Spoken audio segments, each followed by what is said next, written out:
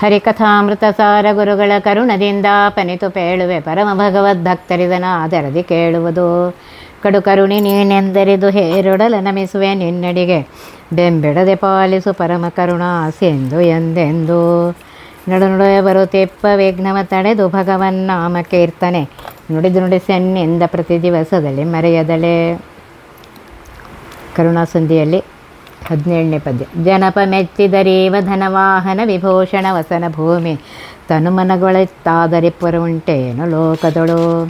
ಅನವರತ ನೆನೆವರನಂತಾಸನವೇ ಮೊದಲಾದ ಆಲಯದೊಳೆಟ್ಟು ಅಣುಗಲಂದದಲ ವಶನಾಗುವನು ಮಹಾಮಹಿಮ. ಭಕ್ತರಿಗೆ ಪರಮಾತ್ಮ ಅವರ ಶುದ್ಧ ಭಕ್ತಿಯಿಂದ ಮೆಚ್ಚಿ ಪರಮಾತ್ಮ ತನ್ನ ಮಂದಿರಗಳನ್ನು ತನ್ನನ್ನು ಕೊಡುತ್ತಾನೆ ಅಂತ ಹೇಳ್ತಾ ಇದ್ದಾರೆ. ಜನರನ್ನು ಪಾಲಿಸುವಂಥ ಪಾಲಕನಾದಂತಹ ರಾಜ ಮೆಚ್ಚಿದರೆ, ಅವನು ಸಂತುಷ್ಟನಾದರೆ ಏನು ಕೊಡ್ಬೋದು? ಧನ, ವಾಹನ, ವಿಭೂಷಣ, ವಸನ, ಭೂಷಣ ಇವನು ಕೊಡ್ತಾನೆ.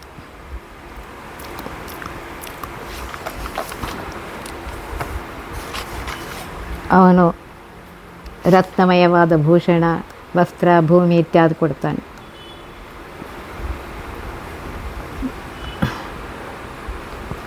ಒಳ್ಳೆಯ ಉದಾರ ದಾನ ಶೂರನೂ ಸಹ ತನ್ನ ಮನೆಯನ್ನು, ತಾನಿರುವಂತಹ ಸ್ವಂತ ಗೃಹವನ್ನು ಕೊಡೋದಿಲ್ಲ.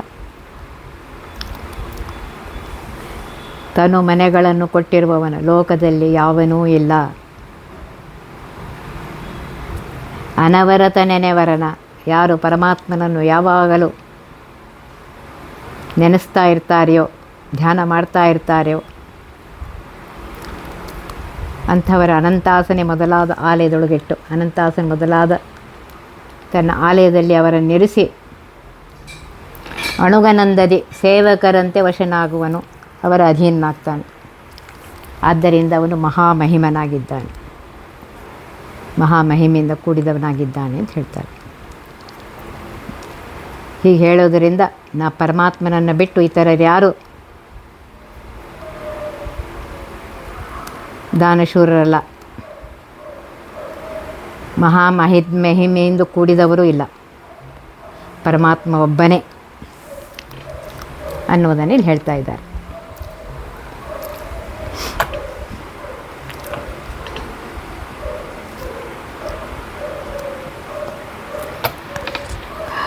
ಭುವನ ಪಾವನ ಚರಿತ ಪುಣ್ಯಶ್ರವಣ ಕೀರ್ತನ ಪಾಪನಾಶನ ಕವಿಭಿರೀಡಿತ ಕೈರವದಳ ಶ್ಯಾಮ ನಿಸ್ಸೇಮ.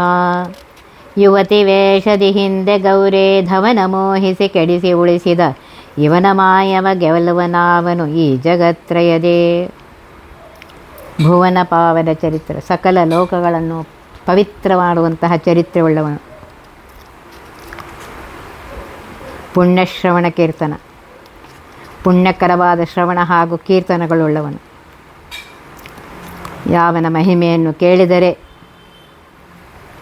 ಮತ್ತು ಸಂಕೀರ್ತನೆ ಮಾಡಿದರೆ ಅದು ಮಹಾಪುಣ್ಯಕರವಾಗಿದೆ. ಪಾಪನಾಶನ, ಪಾಪಗಳನ್ನು ಕಳೆದು ಹಾಕುತ್ತೆ. ಕವಿಭಿರೀಡಿತ, ಜ್ಞಾನಿಗಳಾದ ಬ್ರಹ್ಮಾದಿಗಳಿಂದ ಪರಮಾತ್ಮ ಸ್ತುತಿಸಲ್ಪಟ್ಟಿದ್ದಾನೆ. ಕೈರವ ದಳ ಶ್ಯಾಮ, ಕರಿಯ ಕಮಲದ ದಳಗಳಂತೆ ಶ್ಯಾಮವರ್ಣದ ಬಣ್ಣದವನಾಗಿದ್ದಾನೆ, ದೇಹವುಳ್ಳವನಾಗಿದ್ದಾನೆ. ನಿಸ್ಸೇಮ, ದೇಶ ಕಾಲ ಗುಣಗಳಿಂದ ಮೀರಿದ್ದಾನೆ, ಪರಿಮಿತಿ ಇಲ್ಲದವನಾಗಿದ್ದಾನೆ. ಅಂದರೆ ಪೂರ್ಣ ಜ್ಞಾನಾನಂದಾದಿ ಅಪರಿಮಿತ ಐಶ್ವರ್ಯಾದಿ ಗುಣವಂತನು ಅಂತ ಅರ್ಥ. ಹಿಂದೆ ಅಂದರೆ ಪೂರ್ವದಲ್ಲಿ ಚಾಕ್ಷುಷ ಮನ್ವಂತರದಲ್ಲಿ ಯುವತಿ ವೇಷದಿ, ತರುಣಿಯ ವೇಷದಿಂದ, ಮೋಹಿನಿ ಎಂಬ ಸ್ತ್ರೀ ರೂಪದಿಂದ ಗೌರೀಧವನ ಉಮಾಪತಿಯಾದ ರುದ್ರನನ್ನು ಮೋಹಗೊಳಿಸಿ ಮೋಹಿತನನ್ನಾಗಿ ಮಾಡಿ, ಕೆಡಿಸಿ ಕಾಮಾತುರರನ್ನಾಗಿ ಮಾಡಿ ಉಳಿಸಿದ ಅವನಿಗೆ ನಿಜ ರೂಪವನ್ನು ತೋರಿಸಿ ಯಥಾರ್ಥ ಜ್ಞಾನವನ್ನು ಕೊಟ್ಟು ಸಂರಕ್ಷಣೆಯನ್ನು ಮಾಡಿದ್ದಾನೆ ಪರಮಾತ್ಮ. ಇಂತಹ ಪರಮಾತ್ಮನ ಮಾಯವ ಅಚಿತ್ಯಾದ್ಭುತ ಮೋಹಕ ಮಾಯ ಶಕ್ತಿಯನ್ನು ಗೆಲ್ಲುವನು, ಮೀರಿರುವನು, ಅದಕ್ಕೆ ವಶಪಡೆದವನು ಆವನು ಯಾವನಂದರೆ ಯಾವನಿದ್ದಾನೆ? ಯಾವನೂ ಇಲ್ಲ. ಮಹಾಮಹಿಮರಾದ ರುದ್ರಾದಿ ದೇವತೆಗಳನ್ನು ಮೋಹಿಸುವ ಹರಿಯ ಬಂಧಕ ಶಕ್ತಿಯಲ್ಲಿ ಎಲ್ಲರೂ ಸಿಕ್ಕಾಕ್ಕೊಂಡವರೆ. ಪರಮಾತ್ಮನು ತನ್ನ ಬಂಧಕ ಶಕ್ತಿಯನ್ನು ತಾನೇ ತೆಗೆದುಹಾಕಿ ತನ್ನ ಭಕ್ತರನ್ನು ಸಂರಕ್ಷಿಸಬೇಕು. ಅದನ್ನು ಬಿಟ್ಟು ಬೇರೆಯಿಂದ ಸಾಧ್ಯವೇ ಇಲ್ಲ. ಈ ರೀತಿಯಾಗಿ ಪರಮಾತ್ಮನ ಗುಣಗಳನ್ನು ಸ್ತುತಿ ಮಾಡ್ತಾ ಇದ್ದಾರೆ. ಅವನ ಕೀರ್ತನೆ, ಅವನ ಮಹಿಮೆಯನ್ನು ಕೇಳುವುದು ಅತ್ಯಂತ ಪುಣ್ಯಕರವಾಗಿದೆ. ಅವನು ಅಪರಿಮಿತನಾಗಿದ್ದಾನೆ. ತನ್ನ ಭಕ್ತರನ್ನು ಯಾವಾಗಲೂ ರಕ್ಷಣೆ ಮಾಡ್ತಾನೆ. ಅವನ ಸ್ತೋತ್ರಗಳು ಪಾಪ ಪರಿಹಾರಕವಾಗಿವೆ. ಪರಮಾತ್ಮನ ಸ್ತೋತ್ರ ಮಾಡುವುದರಿಂದ ಪಾಪಗಳು ಹೊರಟವೆ. ಅಂತಹ ಕರುಣಾ ಸಮುದ್ರನಾಗಿದ್ದಾನೆ ಪರಮಾತ್ಮ. ಪಾಪ ಕರ್ಮವ ಸಹಿಸುವಡೆ ಲಕ್ಷ್ಮೀಪತಿಗೆ ಸಮರಾದ ದಿವಿಜರ ಈ ಪಯೋಜ ಭವಾಂಡದೊಳಗಾವಲ್ಲಿ ನಾ ಕಾಣೆ. ಗೋಪ ಗುರುವಿನ ಮಡದಿ ಭೃಗುನಗ ಚಾಪ ಮೊದಲಾದವರು ಮಾಡಿದ ಮಹಾಪರಾಧಗಳೆಣಿಸಿದನೆ ಕರುಣಾ ಸಮುದ್ರ ಹರೇ. ಪರಮಾತ್ಮ ಎಂಥ ಕ್ಷಮಾ ಸಮುದ್ರನಾಗಿದ್ದಾನೆ ಅಂತ ಹೇಳ್ತಾ ಇದ್ದಾರೆ. ಕರುಣಾ ಸಮುದ್ರನಾಗಿದ್ದಾನೆ ಅಂತ ಹೇಳ್ತಾ ಇದ್ದಾರೆ. ಪಾಪಕರ್ಮಗಳನ್ನು ಸಹಿಸುವಡೆ ಕ್ಷಮಿಸುವುದರಲ್ಲಿ ಲಕ್ಷ್ಮೀಪತಿಯಾಗಿರುವಂತಹ ಪರಮಾತ್ಮನಿಗೆ ಸಮಾನರಾದ ದಿವಿಜರನು ದೇವತೆಗಳನ್ನು ಈ ಪಯೋಜ ಭವಾಂಡದಲ್ಲಿ ಅಂದರೆ ಈ ಬ್ರಹ್ಮಾಂಡದಲ್ಲಿ ಅವೆಲ್ಲಿ ಎಲ್ಲಿಯೂ ಕಾಣಲು ನಾನು ಅಥವಾ ಮತ್ಯಾರು ಸಮರ್ಥರಲ್ಲ. ಗೋಪ, ಇಂದ್ರ, ಚಂದ್ರ, ನಂದಗೋಪ, ಗುರುವಿನ ಮಡದಿ, ಬೃಹಸ್ಪತಿ ಹೆಂಡತಿ ತಾರ, ಸಾಂದೀಪನ ಹೆಂಡತಿ, ಭೃಗು ಋಷಿಗಳು, ನಗಚಾಪ ಪರ್ವತವನ್ನೇ ಧನುಸ್ಸು ಮಾಡಿಕೊಂಡಂತಹ ರುದ್ರ ಮೊದಲಾದವರು ಮಾಡಿದ ದೊಡ್ಡ ದೊಡ್ಡ ಅಪರಾಧಗಳನ್ನು, ತಪ್ಪುಗಳನ್ನು ಎಣಿಸಿದನೇ ಅಂದರೆ ಸ್ಮರಣೆಗೆ ತಂದುಕೊಂಡೇನು ಇಲ್ಲ. ಯಾಕೆ ಅಂದರೆ ಪರಮಾತ್ಮ ಕರುಣಾ ಸಮುದ್ರನಾಗಿದ್ದಾನೆ. ಇಲ್ಲಿ ಹೇಳ್ತಾ ಇದ್ದಾರೆ, ಇಂದ್ರನು ಪಾರಿಜಾತ ಹರಣ ಕಾಲದಲ್ಲಿ ಪರಮಾತ್ಮನಿಗೆ ಯುದ್ಧ ಮಾಡಿದ್ದಾನೆ. ಗೋಕುಲದ ಮೇಲೆ ಮಳೆಗರೆದು ಕೃಷ್ಣ ಪರಿವಾರಕ್ಕೆ ತೊಂದರೆ ಕೊಟ್ಟದ್ದು ಇವೇ ಇಂದ್ರನ ಅಪರಾಧ. ಚಂದ್ರನು ಗುರುಪತ್ನಿ ತಾರೆಯನ್ನು ಸೇರಿದ್ದು ಇದು ಚಂದ್ರನ ಅಪರಾಧ. ಚಂದ್ರನೊನ್ನೆ ಬೆರೆತು ವಿಹರಿಸಿದ್ದು ಗುರುವಿನ ಮಡದಿಯಾದ ತಾರೆ ಅಪರಾಧ. ಭೃಗು ಋಷಿಗಳು ಪರೀಕ್ಷಿಸುವಾಗ ಪರಮಾತ್ಮನನ್ನು ಕಾಲಿನಿಂದ ಒದ್ದರು, ಇದು ಅವರ ಅಪರಾಧ. ನಗಚಾಪರಾದ ರುದ್ರದೇವರು ಪರಮಾತ್ಮನೊಡನೆ ಯುದ್ಧ ಮಾಡಿದ್ದು ಅದು ರುದ್ರದೇವರ ಅಪರಾಧ. ರಾಮದೇವರೊಡನೆಯೋ ಕೃಷ್ಣದೇವರೊಡನೆಯೋ ರುದ್ರದೇವರು ಯುದ್ಧ ಮಾಡಿದ್ದಾರೆ. ಇಂಥ ದೇವತೆಗಳು ಮಾಡಿದ ಅಪರಾಧಗಳನ್ನು ಕ್ಷಮಿಸಿ ಅವರ ಪರಾರ್ಧ ಕರ್ಮಗಳನ್ನು ಕಡಿಮೆ ಮಾಡಿದ್ದಾನೆ. ಅಪರೋಕ್ಷಗಳಾದ ದೇವತೆಗಳಿಗೆ ಪ್ರಾರಬ್ಧ ಕರ್ಮವನ್ನು ಕಳೆದು ನರಕಾದಿಗಳಿಂದ ತಪ್ಪಿಸ್ತಾನೆ. ಸಂಚಿತ ಆಗಾಮಿ ಕರ್ಮಬದ್ಧರಾದ ನಮ್ಮಂತಹ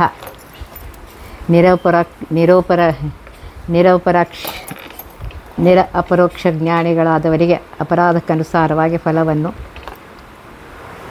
ಅನುಭೋಗ ಮಾಡಿಸ್ತಾನೆ ಪರಮಾತ್ಮ. ಇಲ್ಲೇನು ಹೇಳ್ತಾ ಇದ್ದಾರೆ ಅಂದರೆ ಪರಮಾತ್ಮ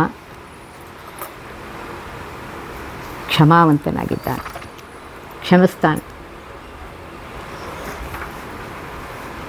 ಅಪರಾಧಗಳನ್ನು ಇವನು ಕ್ಷಮಿಸ್ತಾನೆ ಅಂತ ಹೇಳ್ತಾರೆ.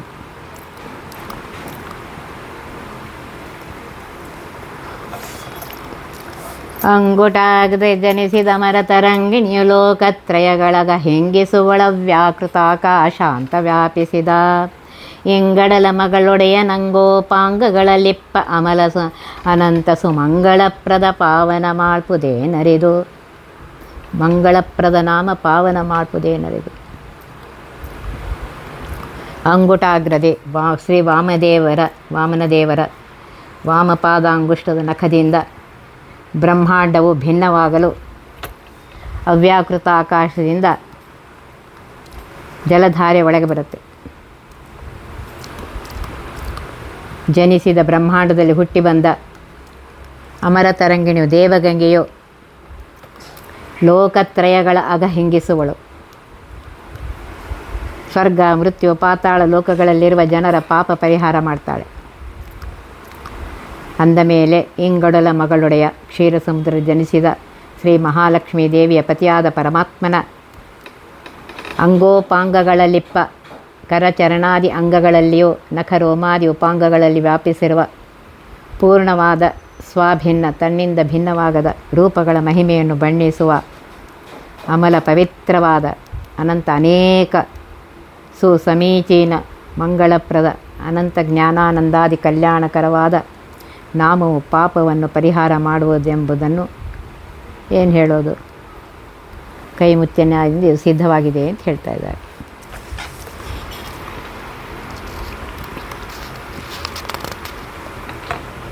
ಅಂಗುಟಾಂಗ್ರದಿ ಜನಿಸಿದ ಅಮರತರಂಗಿಣಿ ಭಾಗೀರಥಿ ದೇವಿ.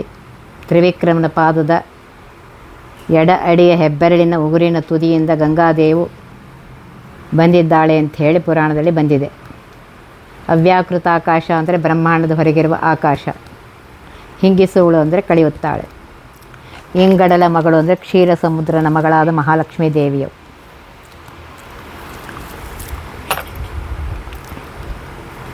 ಈ ರೀತಿಯಾಗಿ ಪರಮಾತ್ಮನ ಮಹಿಮೆ ಎಂಥದ್ದು ಅಂತ ಹೇಳ್ತಾ ಇದ್ದಾರೆ.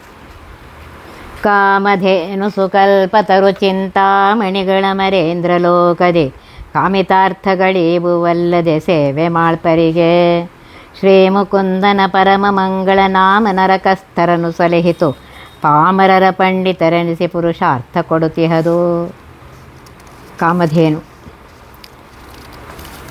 ಬೇಡಿದ್ದು ಕೊಡುವಂಥದ್ದು, ಕಲ್ಪತರು ಬೇಡಿದಿಷ್ಟಾರ್ಥ ಕೊಡುವುದು, ಚಿಂತಾಮಣಿ ಬೇಡಿದ್ದನ್ನು ಕೊಡುತ್ತೆ. ಈ ಮೂರು ಪದಾರ್ಥಗಳು ಪರಮಾತ್ಮನ ಅಂತಃಪ್ರೇರಣೆಯಿಂದ ಅಮರೇಂದ್ರ ಲೋಕದಿ ಸ್ವರ್ಗಲೋಕದಲ್ಲಿ ಸೇವೆ ಮಾಳ್ಪರಿಗೆ, ಸೇವೆಯನ್ನು ಮಾಡುವವರಿಗೆ, ಮಾಡಿ ಫಲ ಬೇಡುವವರಿಗೆ ಕಾಮಿತಾರ್ಥಗಳನ್ನು ಕೊಡುತ್ತೆ. ಸ್ವರ್ಗಲೋಕದಲ್ಲಿ ಮಾತ್ರ ಬೇಡಿದ್ದನ್ನು ಕೊಡುತ್ತವೆ.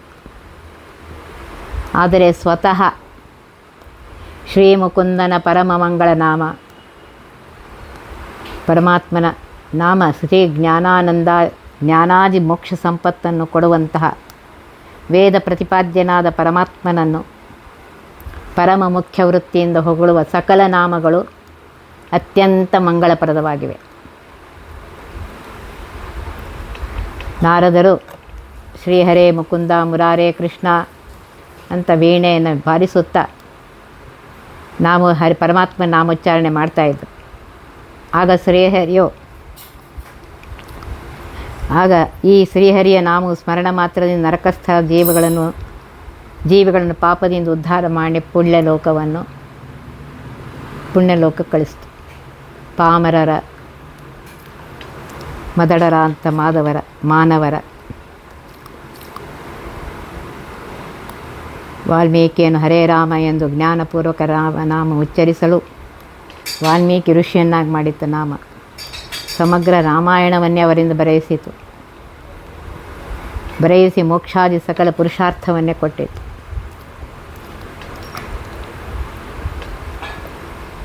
ಆದ್ದರಿಂದ ಹೇಳ್ತಾ ಇದ್ದಾರೆ, ನಿತ್ಯವೂ ರಾಮ ಶಬ್ದಾರ್ಥವನ್ನು ಅರಿಯದೆ ಎಷ್ಟು ಭಜನೆ ಮಾಡಿದ್ರೂ ಅಲ್ಲ.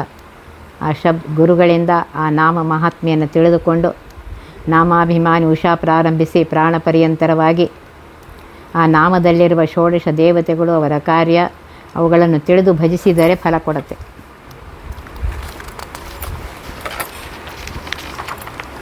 ಅದರಿಂದ ಸರಿಯಾಗಿ ತಿಳ್ಕೊಳ್ರಿ ಅಂತ ಹೇಳ್ತಾರೆ.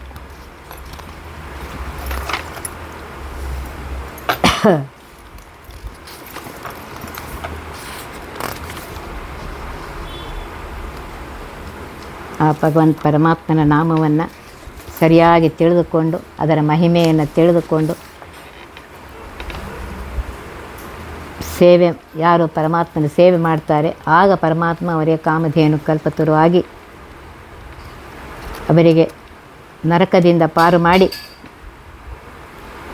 ಅವರನ್ನು ಉದ್ಧಾರ ಮಾಡ್ತಾನೆ. ಆದ್ದರಿಂದ ಭಕ್ತಿಯಿಂದ ನಾಮಸ್ಮರಣೆ ಮಾಡಬೇಕು.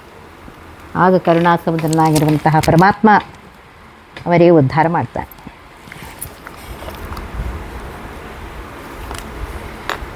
ಮನದೊಳಗೆ ಸುಂದರ ಪದಾರ್ಥವ ನೆನೆದು ಕೊಡೆ ಕೈಕೊಂಡು ಬಲು ನೂತನ ಸುಶೋಭಿತ ಗಂಧ ಸುರಸೋಪೇತ ಫಲರಾಶಿ ದ್ಯುನದಿ ನಿಮಹಗಳಂತೆ ಕೊಟ್ಟವರನು ಸದಾ ಸಂತೈಸುವನು ಸದ್ಗುಣವ ಕದ್ದವ ರಘವ ಕದೆವನು ಅನಘನೆಂದೆನಿಸೆ. ಮನದೊಳಗೆ ಮನಸ್ಸಿನಲ್ಲಿ ಸುಂದರ ಮನೋಹರವಾದ ಪದಾರ್ಥಗಳನ್ನು ಪೂಜಾ ದ್ರವ್ಯಗಳನ್ನು ನೆನೆದು ಅಲ್ಲಿರುವ ಅಭಿಮಾನಿ ದೇವತೆಗಳನ್ನು ಹಾಗೂ ಪರಮಾತ್ಮನ ರೂಪಗಳು ಅವುಗಳನ್ನು ಸರಿಯಾಗಿ ಭಕ್ತಿಯಿಂದ ಚಿಂತಿಸಿದರೆ ಅಂದರೆ ಪರಮಾತ್ಮನಿಗೆ ಯಾವ ರೀತಿ ಅರ್ಪಣೆ ಮಾಡಬೇಕು ಅನುಸರಿಸಿ ಮಧ್ವೇಶ್ವಾರ್ಪಣ ಬುದ್ಧಿಯಿಂದ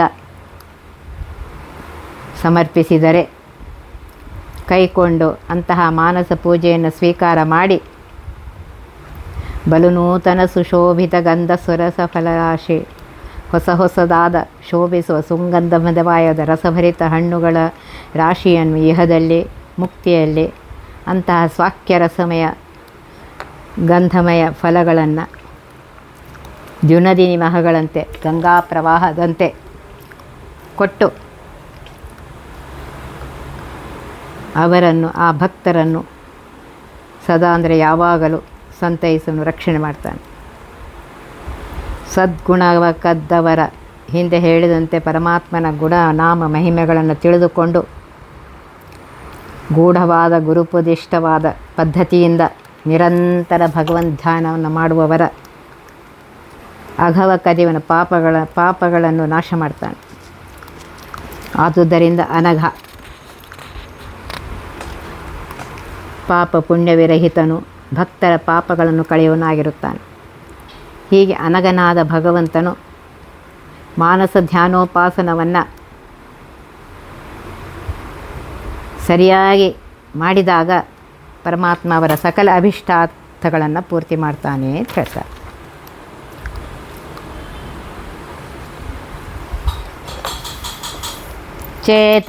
ಚೇತನ ವಿಲಕ್ಷಣ ನೂತನ ಪದಾರ್ಥಗಳೊಳಗೆ ಬಲು ನೂತನ ಅತಿ ಸುಂದರಕ್ಕೆ ಸುಂದರ ರಸಕ್ಕೆ ರಸರೂಪ ಜಾತರೂಪೋದರ ಭವಾದ್ಯರುಳಾತತ ಪ್ರತಿಮ ಪ್ರಭಾವ ಧರಾತಳದೊಳೆಮ್ಮೊಡನೆ ಆಡುತ್ತಲಿಪ್ಪ ನಮ್ಮಪ್ಪ. ಚೇತನ ವಿಲಕ್ಷಣ ಜೀವ ಜಡಗಳಿಂದ ಅತ್ಯಂತ ಭಿನ್ನನಾಗಿದ್ದಾನೆ ಪರಮಾತ್ಮ. ನೂತನ ಪದಾರ್ಥಗಳಿಗೆ ಬದಲು ನೂತನ ಹೊಸ ವಸ್ತುಗಳಲ್ಲಿಯೂ ಅತಿ ಹೊಸ ಅಪೂರ್ವನಾಗಲ್ಲಿರ್ತಾನೆ. ಸುಂದರಕ್ಕೆ ಸುಂದರ ಅತಿ ಸುಂದರ ವಸ್ತುಗಳಿಂತಲೂ ಅತ್ಯಂತ ಸುಂದರತಮನಾಗಿದ್ದಾನೆ. ರಸಕ್ಕೆ ರಸರೂಪ ರಸಗಳಲ್ಲಿಯೂ ರಸಮಯ ರೂಪಗಳಿಂದಿರುವವನಾಗಿದ್ದಾನೆ. ಜಾತರೂಪೋದರ ಭವಾದ್ಯರುಳು ಹಿರಣ್ಯಗರ್ಭ ಚತುರ್ಮುಖ ಬ್ರಹ್ಮದೇವರು ರುದ್ರ ಮೊದಲಾದವರಲ್ಲಿ ಆತತ ವ್ಯಾಪ್ತನಾದ ಅಂತರ್ಯಾಮಿಯಾಗಿದ್ದಾನೆ ಪರಮಾತ್ಮ. ಅಪ್ರತಿಮ ಅಸದೃಶ ಮಹಿಮೆ ಉಳ್ಳವನಾಗಿದ್ದಾನೆ. ಇಂತಹ ಪರಮಾತ್ಮನು ಧರಾತಳದಳು ಈ ಚೇತನಾತ್ಮಕವಾಗಿರುವಂತಹ ವಿಶ್ವದಲ್ಲಿ ಎಮ್ಮೊಡನೆ ನಮ್ಮ ಸಂಗಡ ಅಂದರೆ ಜೀವರುಗಳ ಜೊತೆಗೆ ಆಡುತ್ತಲಿಪ್ಪ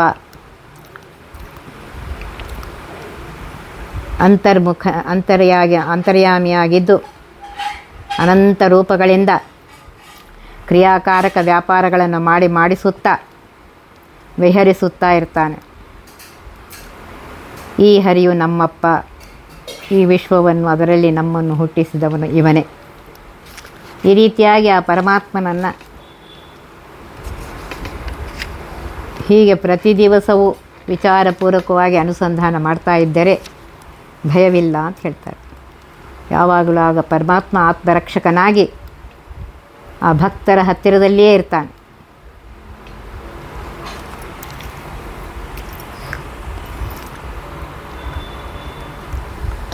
ಅಪ್ರತಿಮನಾಗಿರುವಂತಹ ಪರಮಾತ್ಮ ಭಕ್ತರ ಜೊತೆಗೇ ಯಾವಾಗಲೂ ಇರ್ತಾನೆ ಅಂತ ಹೇಳ್ತಾ ಇದ್ದಾರೆ. ಯಾಕೆ ಅಂದರೆ ಕರುಣಾಸಮುದ್ರನಾಗಿದ್ದಾನೆ. ತಂದೆ ತಾಯಿಗಳು ತಮ್ಮ ಶಿಶುವಿಗೆ ಬಂದ ಭಯಗಳ ಪರಿಹರಿಸಿ ನಿಜ ಮಂದಿರದಿ ಬೇಡಿದುದನಿತ್ತಾದರಿಸುವಂದದಲೇ ಒಳಹೊರಗೆ ಹಿಂದೆ ಮುಂದೆಡಬಲದೆ ಒಳಹೊರಗಿಂದಿರೇಶನು ತನ್ನವರನೆಂದೆಂದು ಸಲಹುವನ ಆಗಸುದವೋ ಲೆತ್ತ ನೋಡಿದರು. ನೋಡ್ರಿ, ಒಂದೊಂದು ಪದ್ಯದಲ್ಲಿಯೂ ಆ ಪರಮಾತ್ಮ ಎಂಥ ಕರುಣಾ ಸಮುದ್ರನಾಗಿದ್ದಾನೆ ಅಂತ ಹೇಳ್ತಾರೆ. ಹೇಗೆ ತಂದೆ ತಾಯಿಗಳು ತಮ್ಮ ಮಗುವಿಗೆ ಬಂದ ಭಯವನ್ನು ಪರಿಹಾರ ಮಾಡಿ ಯಾವಾಗಲೂ ಅದರ ಜೊತೆಗೆ ಇದ್ದು ಅದನ್ನು ರಕ್ಷಣೆ ಮಾಡ್ತಾರೆಯೋ, ಹಾಗೆ ಪರಮಾತ್ಮ ಸರ್ವತ್ರದಲ್ಲಿ ವ್ಯಾಪ್ತನಾಗಿದ್ದು ನಮ್ಮ ಒಳಗೂ ನಮ್ಮ ಹೊರಗೂ ವ್ಯಾಪ್ತನಾಗಿದ್ದು ನಮ್ಮನ್ನು ರಕ್ಷಣೆ ಮಾಡ್ತಾ ಇರ್ತಾನೆ. ಆದ್ದರಿಂದ ಪರಮಾತ್ಮನನ್ನು ನಂಬೋ, ತನ್ನವರನೆಂದೆಂದು, ತನ್ನವರು ಅಂತಂದರೆ ತನ್ನನ್ನು ನಂಬಿದಂತಹ ನಿಜ ಭಕ್ತರನ್ನು ಯಾವಾಗಲೂ ಪರಮಾತ್ಮ ರಕ್ಷಣೆ ಮಾಡ್ತಾನೆ ಅಂತ ಹೇಳ್ತಾ ಇದ್ದಾರೆ.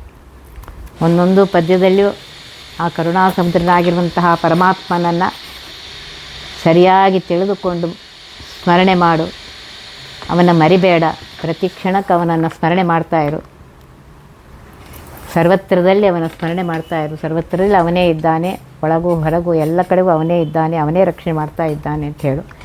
ಆ ಕರುಣಾ ಸಮುದ್ರನಾಗಿರುವಂತಹ ಪರಮಾತ್ಮ ಆ ಭಕ್ತರನ್ನು ರಕ್ಷಣೆ ಮಾಡ್ತಾನೆ ಅಂತ ಹೇಳ್ತಾ ಇದ್ದಾರೆ. ಒತ್ತಿ ವಿಘ್ನಗಳ ಕಳೆದಪ ಮೃತ್ಯುವಿಗೆ ಮರೆ ಮಾಡಿ ಕಾಲನ ದೂತರಿಗೆ ಬೇಕರವ ಪುಟ್ಟಿಸಿ ಸಕಲ ಸಿದ್ಧಿಗಳ ಒತ್ತಿಗೊಳ್ಳೆ ಶಿವನರು ಹೇಕ್ಷಣ ನೃತ್ಯ ಮಾಡುವರವರ ಮನೆಯೊಳು ನಿತ್ಯ ಮಂಗಳ ಹರಿಕಥಾಮೃತ ಸಾರ ಪಠಿಸುವರ.